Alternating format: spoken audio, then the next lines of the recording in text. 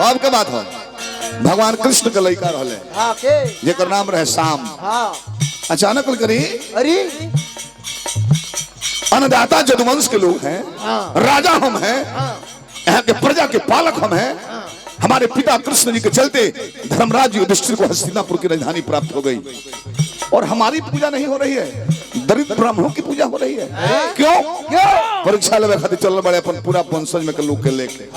आज जब गोइल बड़े दुर्वासा जी के लगे गर्भवती नारी के रूप बना ले बड़े, गर्भवती नारी के रूप बना ले बड़े, आ साड़ी ओढ़ ले बड़े, विनाश काले विपरीत बुद्धि हो जाला। आ संगहतिया लोग कहता कि बाबा इनका पेट में लड़का बाकी लड़की तनी देख ली, त्रिकालदर्शी है वो आगे पीछे जानी ले, आंख बन के ले जान गए कृष्ण का लड़का मत श्राप तक जाओ। बाबा दूर मासा जी श्राप दहल भारी सब लीला रचल रहल कृष्ण मुरारी। बेदवा पुराना के बत्तियां बखानी अब सिख तनुबानी बाकी पहले बानी तवने गावतानी अब सिख तनुबानी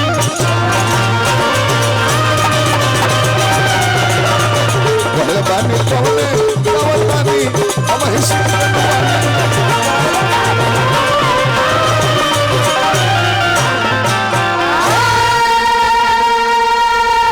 श्राप दहले जो आज निमन घर में होता बड़े हम तुझे श्राप देते हैं कि तेरे पेट से लोहे का मुसलखंड पैदा होगा जो तुम्हारे 3 वंशज के नाश का कारण होगा। चारों ओर से श्राप लगा, गंधारियों कन्हैया का श्राप दल रही कि चाहता था कन्हैया दुर्योधन हमार 100 गो बेटा मराइल ना रहता सौ जा श्राप देता नहीं कि तोहरो वंशज में ही लड़ाई लागी और तोहरो पीढ़ी बर्बाद। तो कौना वंशज के अंधक वृष्णि कुकर 3 गो वंशज के श्राप रहा। आइल बड़े उग्रसेन कहले कि चिंता मत करो, समय आई लोहा का मुसलखंड निकलाई और डरे के छुअत नहीं कि यही से नाश निकल। कहले नहीं जो नौकरी कर रहा है उस पर श्राप नहीं है, इसको उठाओ और महीन चूर्ण बना के समुद्र में फेंक दो, न रहेगी बांस न बाजेगी बांसुरी।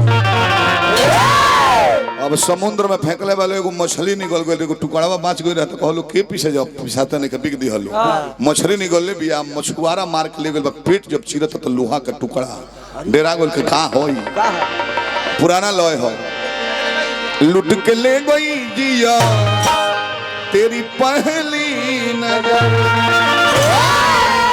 मछुआरा वारो है सीधा साधा तब ले आई ये गो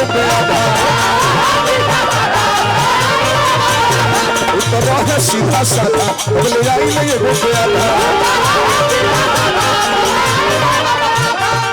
कोहलस की अरवा चिंता करू जो निजाना, कोहलस की अरवा चिंता करू जो निजाना उत्तर है सीधा साधा तब ले आई ले उत्तर है सीधा साधा तब ले आई ले कोहलस की तोरा काम लायक की चीज ना हो ना मछुआरा हवे मछली मार रोजी रोटी चलावी है खूब टुकड़वा लेके अपना तीर के नोखी पर पिघला के लगा ले जरा नाम के ब्याह है। चिंता मत कर कोहलस की यारबा रे चिंता कर जनी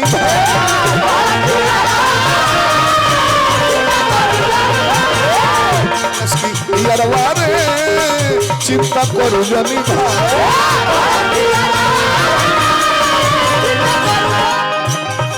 रखी है मुरारी जी तो बोला दोसर के मारी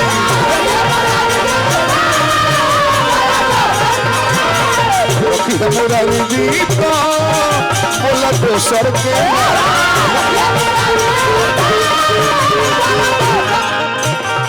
दुख नहीं पैबो यारू करत निवादा दुख नहीं पैबो यारू करत निवादा उत्तर है सीधा साधा अब ले आई ले उत्तर है सीधा साधा अब ले आई ले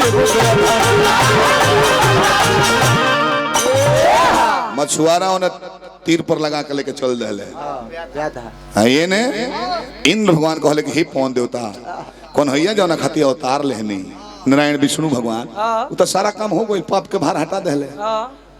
कौरव दल के सेना के हरा के मरवा के धर्म के स्थापना कर देले, अपना नाना जी के कंस मामा के मार के नाना जी के राजा बना देले। कहीं में अब का करता रे जाके तू ही कहो पौन देवता रूप बदल के बड़े सारी बात कन्हैया से कहले कि जाए कह दियो अभी 1 हफ्ता 7 रात्रि 7 दिन समय हमरा चाहिए। काहे तो कुछ खानदान में ही श्रापित लोग हो गइल बा, वो लोग के दंड दे के आई आएने का। और ऐसा कन्हैया जी लीला कइले बनी कि पूरा नगर में द्वारिका कहीं जमीन पर थोड़े रहे ना जाना रणछोड़ कृष्ण जी के नाम पर रहे। एगो संत के चलते लड़ाई में से भाग गए, समुद्र से जाए कहले कि बीच समुद्र में जमीन दो हमरा के। बीच समुद्र में बहरीन नगर निकल भी जो रात भर में विश्वकर्मा जी द्वारिका नगर सजा दे। इतना लंबा चौड़ा दोनों ओर से दुआरी रहे होंगे। वह भगवान कृष्ण के जब चल जाए हैं तो द्वारिका समुद्र में जो खोज चलते ना बीच समुद्र में रह कि कौनो सेना ऊपर चढ़ाई ना करे। ऐसा लीला कोई ले बड़े कि केहू कहीं रास्ता धके जाता यात्रा पर निकलता, सियार बिलाई रास्ता काटता रहा, रात भर कुकुर होता रहा।